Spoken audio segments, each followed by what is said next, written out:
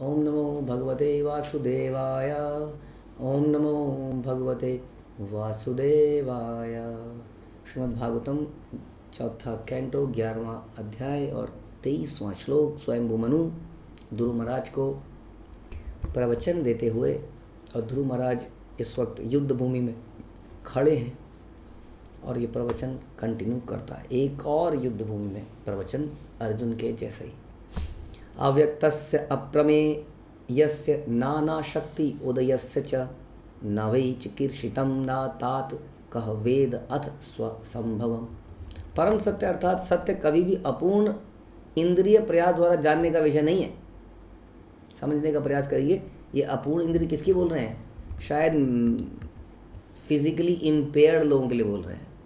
नहीं, अपूर्ण इंद्रिय जिसका कान ना हो, उंगली कटी हुई हो, हाथ ना हो, अपंग, विकलांग, स्पेशली एबल्ड, डिसेबल्ड। ऐसा लगता है सुन के, लेकिन इसका मतलब वास्तव में ये है कि हर व्यक्ति अपूर्ण इंद्रिय रखता है। हम सब की इंद्रियां अपूर्ण हैं। हम सब इस तरह से विकलांग हैं, अपंग हैं, क्योंकि हमारी इंद्रियों में दोष हैं, डिफेक्ट्स हैं। यस, हमें लगता है कि हम देख सकते हैं, लेकिन वास्तव में हमारी देखने की क्षमता लिमिटेड है। हम इल्यूजन हो जाते हैं, ऑप्टिकल इल्यूजन हो जाता है हमको। स्मेल के भी इल्यूजन है, हर चीज़ के इल्यूजन है कि नहीं? आप जानते ही हैं सब कुछ। कितने एग्जाम्पल हैं इसके, हम कई बार सुनते हैं, बोलते हैं। जैसे आंवले के बाद आदमी पानी पीता है तो उसको मीठा लगता है, जबकि पानी मीठा नहीं है। अब उससे कोई पूछे कि ये पानी कैसा है, क्या कहा मीठा पानी है। इल्यूजन हो गया ना उसको। तो हमारा जो टेस्ट बड्स है वो भी इल्यूजन हो जाती है। बहुत मीठा कुछ खा लेते हैं, जलेबी खाने के बाद हो सकता है रसगुल्ला या लड्डू फीका लगने लगे, हो गया इल्यूजन टेस्ट में।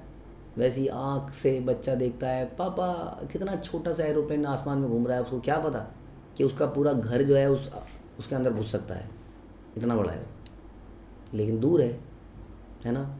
हम अपनी उंगली से सूर्य को छुपा लेते हैं। सूर्य कितना छोटा है, हाँ, बस आँख के आगे उंगली लगानी है और सूर्य गायब। हमारी उंगली कितनी बड़ी है, सूर्य कितना छोटा है। और भी कई बार कुछ आकृतियाँ ऐसी होती हैं जो हमें घूमती हुई प्रतीत होती हैं, जबकि घूम नहीं रही है। हमें लगने लगता है मेरा सर चकरा जाएगा। हम कई बार जाते हैं किसी मिरर में, अपने आप को देखते हैं, मिरर में हम मोटे दिखते हैं, मिरर में हम पतले दिखते हैं, इल्यूज़न हो जाता है। तो हर इंद्री का कुछ इल्यूज़न है। हाँ, ये कान जो है पर्टिकुलर रेंज में ही एक फ्रीक्वेंसी के ऊपर ही सुनते हैं। जैसे चमगादड़ चलते चलते कई सारी ध्वनियाँ निकाल रहा है, हमें नहीं पता चल रहा है, लेकिन वो ध्वनियाँ कहीं टकरा रही हैं, टकरा के वापस आ रही हैं। चमगादड़ को पता चल रहा है आगे दीवार है, और वो हट जा रहा है, दिखता नहीं है उसको, है ना, दिन में स्पेशली आई बिलीव। वो उसका उसका देखने का तरीका है, वो ध्वनि तरंगे निकालेगा और टकरा के आएंगे। अब हमें तो पता ही नहीं चल रहा है आवाज़ कहाँ आ रही है। नहीं, कितने इल्यूजन है, अनलिमिटेड चीज़। हमें एक फ्रीक्वेंसी में ही सुनाई देता है, हमें एक रेंज तक ही दिखाई देता है। तो इस प्रकार से हम सबकी इंद्रियां प्रभुपाद के अनुसार, शास्त्र के अनुसार अपूर्ण हैं।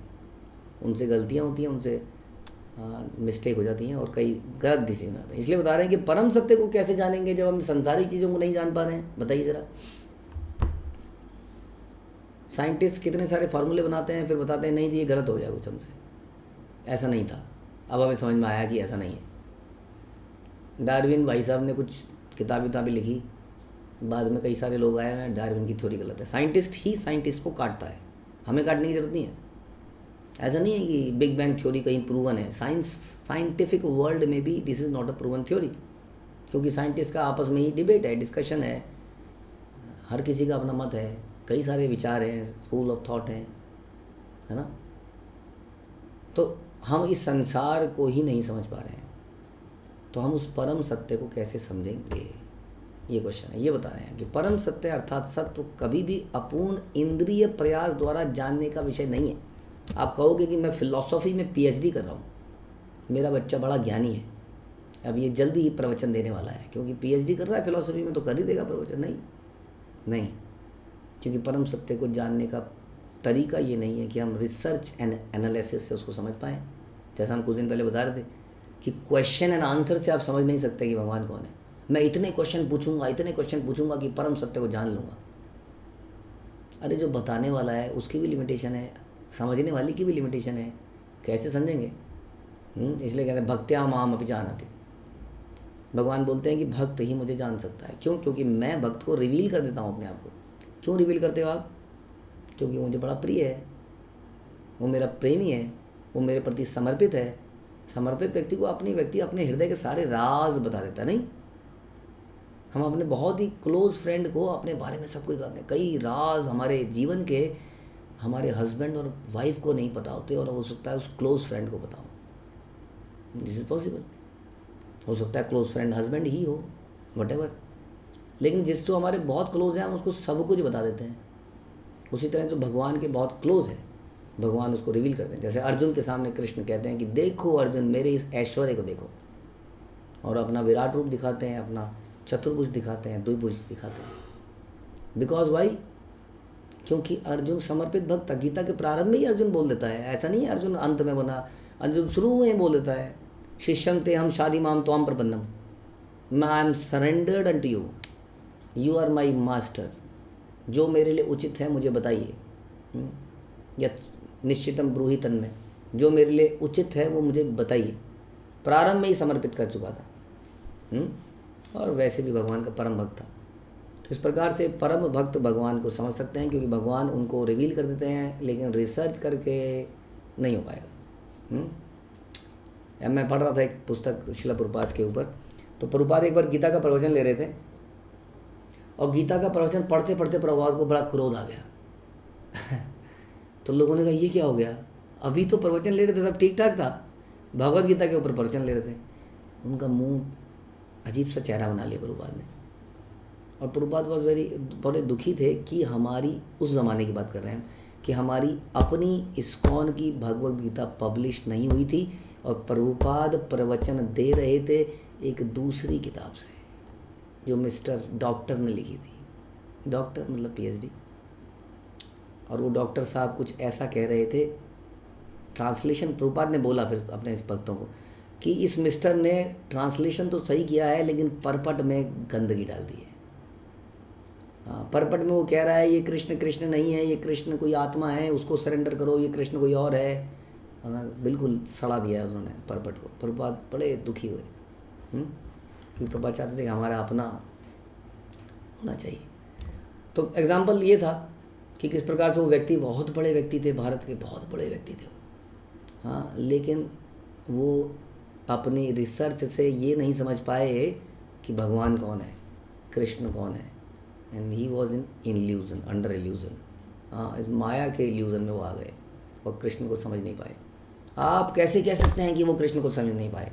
आप कैसे कह सकते हैं कि प्रभुपाद को समझ में आ गया?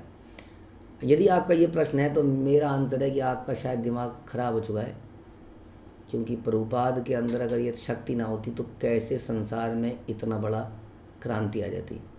आप लोग लेनिन को मानते हैं, मार्क्स, हाँ, वो बड़े बड़े लीडर को मानते हैं। आप महात्मा गांधी को मानते हैं, जिन्होंने शायद भारत में क्रांति लाई, लेनिन जिन्होंने शायद रशिया में क्रांति लाई, लेकिन एक ऐसा व्यक्ति है जिसने पूरी दुनिया में क्रांति लाई। हाँ, he was a empowered person.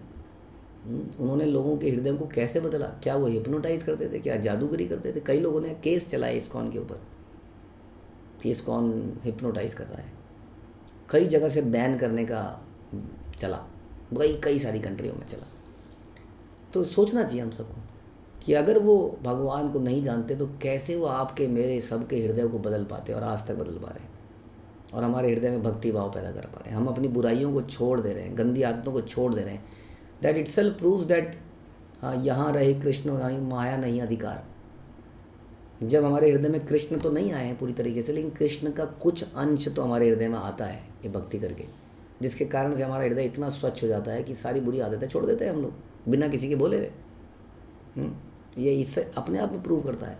बड़े से बड़े गुरु आजकल की डेट में लोगों से खाने पीने की चीज़ें नहीं छुड़वा पा रहे हैं। हाँ, कुछ नहीं छुड़वा पा रहे हैं, वो बस कुछ उनको बता दे रहे हैं, but that something is happening, but इतना बड़ा ट्रांसफॉर्मेशन नहीं आ रहा है। हाँ, इसी से पता चलता है। इसलिए हम कह रहे थे कि भक्त्या माम अपि जानति। भगवान रिसर्च से नहीं, किसी भक्त के प्रति समर्पण किए जाने से जाने जा सकते हैं। ऐसा बता रहे हैं। तो वह पूर्ण भौतिक शक्ति सदृश नाना प्रकार की शक्तियों का स्वामी है कृष्ण, और उसकी योजना या कार्यों का कोई भी नहीं समझ सकता है। हाँ, हम नहीं समझ पाएंगे कि क्यों कर रहा है, क्या कर रहा है भगवान।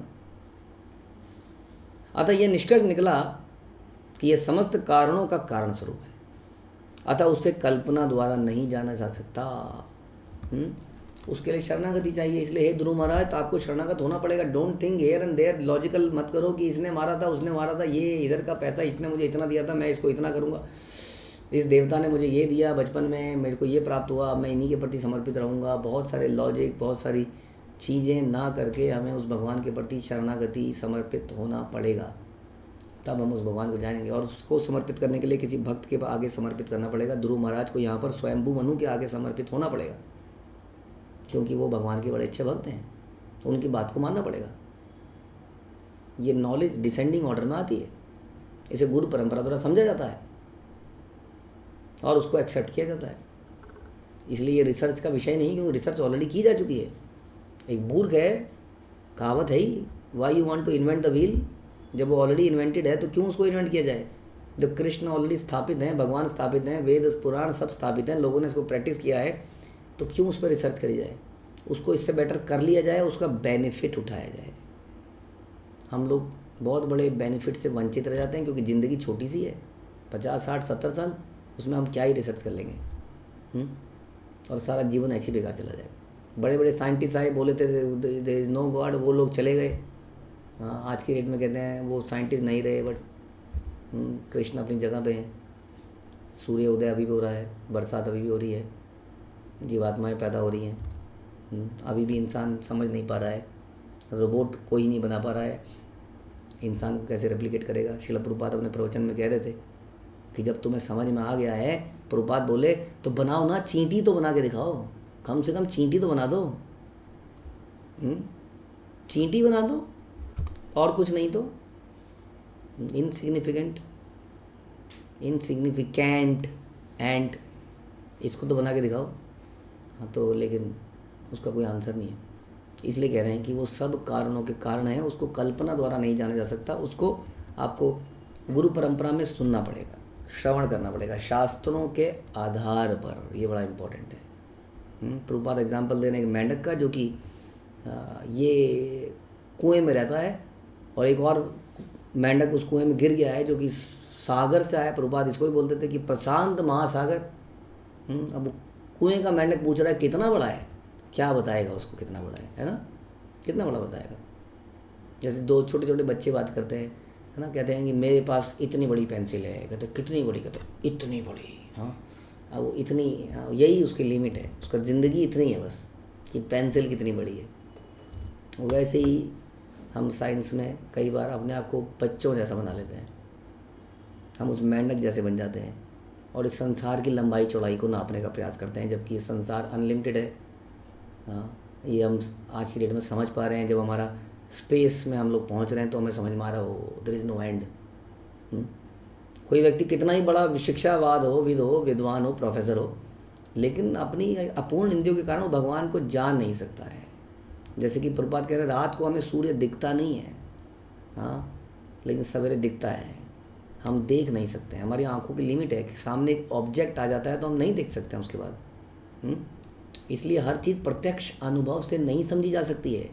हर कोई आदमी कई बार आजकल ये भी बोलते हैं, भैया सीइंग इज़ बिलीविंग, देखेंगे तो मानेंगे।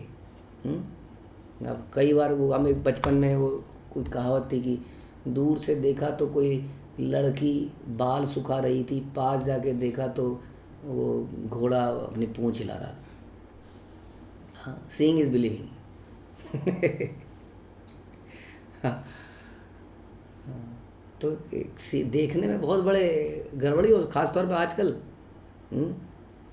आप किसी हसीन स्त्री को फूल कुछ खाने को चॉकलेट दोगे, कि बेटा ज़रा दांत तो निकाल लूँ और फिर खा। इतना मेकअप किया हुआ है कि पता ही नहीं चल रहा है कि ये तो माता जी थी, कोई दांत भी नहीं है उसके। आपको लगेगा बहुत सुंदर स्त्री है, बाल वाल ढके हुए, माना कुछ कवर कर रखा है। तो देखे बिना तो बहुत बड़ी, देखने से तो बहुत बड़ी गड़बड़ हो सकती है, और हो रही है संसार के अंदर। आदमी देख देख के ही शादी करता है, उसके बाद पछताता है कि मैंने देखा ही क्यों था। हाँ, तो सीइंग इज़ बिलीविंग मतलब प्रत्यक्ष चीज़ से समझना। इस संसार में भी इल्यूज़न क्रिएट करता है।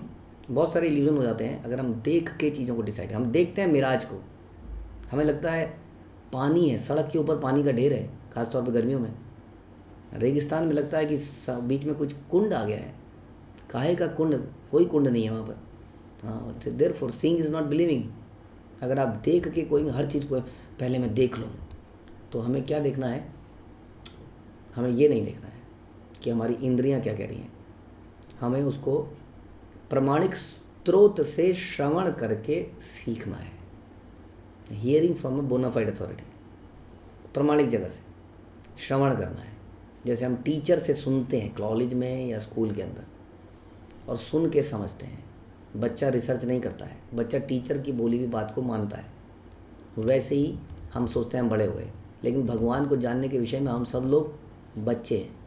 तो इसलिए हमें गुरु की बात को सुनना पड़ेगा, प्रमाणिक स्रोत से। गुरु वो है जिसका कोई गुरु है, गुरु वो है जो शास्त्रों के आधार पर बोले, गुरु वो है जो शास्त्रों को अपने जीवन में उतारे, गुरु वो है जो पैसे के चक्कर में ना हो, गुरु वो नहीं है जो अपने को खूबसूरत बना के भगवान बनाने का प्रयास कर रहा हो। गुरु वो नहीं है जो अपने आप को खुद भगवान बोले, गुरु वो है जो अपने आप को भगवान का दास बोले। तो इस प्रकार से प्रमाणिक स्रोत से सुनकर ही भगवान के विषय में समझा जा सकता है, ना कि प्रत्यक्ष अपनी इंद्रियों से। एक प्रकार से ध्रुव महाराज को ये बताया जा रहा है कि तुम अपने दिमाग से लॉजिकली मत डिसाइड करो कि मैंने क्या करना है क्या नहीं करना है, किसको मारना है किसको छोड़ना है। गुरु परंपरा से सुनो कि जीवन में क्या करना है क्या नहीं करना है। हम अपना दिमाग लगाते हैं, अरे ये डिसीजन जो आपने लिया इसमें ये गड़बड़ हो जाएगी, इसमें ये गड़बड़ हो जाएगी, इसमें ये गड़बड़ हो जाएगी। हाँ, अरे प्रभुपाद कहाँ जा रहे हो आप विदेश में, दिमाग खराब हो गया है, सब कुछ सेटल तो है, वृंदावन में बैठे हो। सुमति मुरारजी बोलती है कि मर जाओगे वहाँ जाओगे तो क्या करोगे जाके, बोलती है कि नहीं। इतनी बड़ी करोड़पति व्यक्ति उस ज़माने की प्रभुपाद को बोलती है आपको नहीं जाना चाहिए, आपको सब कुछ प्रोवाइड कर देंगे यहीं पर, क्या करोगे जाकर, क्यों जाना है, जाना क्या जरूरी है, सब कुछ सेटल तो है यहाँ पर, जाना क्यों है। यही बोला ना सुमति मुरारजी ने। लेकिन प्रभुपाद ने क्या बोला, नहीं अब भेजना है तो बताओ, जाना है तो जाना है, ये मेरे गुरु का आदेश है, जाना है। लॉजिकली सोचेंगे तो गलत ही लगते हैं डिसीजन सारे। उसके बाद क्या हुआ, हार्ट अटैक आया, फेलियर फेलियर फेलियर फेलियर। पहले साल तो कुछ हो ही नहीं पाया। अब कोई दूसरा जो यहाँ बैठा होगा वो कहता होगा देखा पहले ही कहा था मत जाओ, कहा था ना मरो अब। तो वास्तव में मर तो हम जाएंगे ही एक दिन, लेकिन जो गुरु के लिए मरेगा वो अमर हो जाएगा, बाकी दोबारा दोबारा पैदा होता रहेगा। हरे कृष्ण। श्रील प्रभुपाद की जय। ग्रंथराज श्रीमद् भागवतम की जय।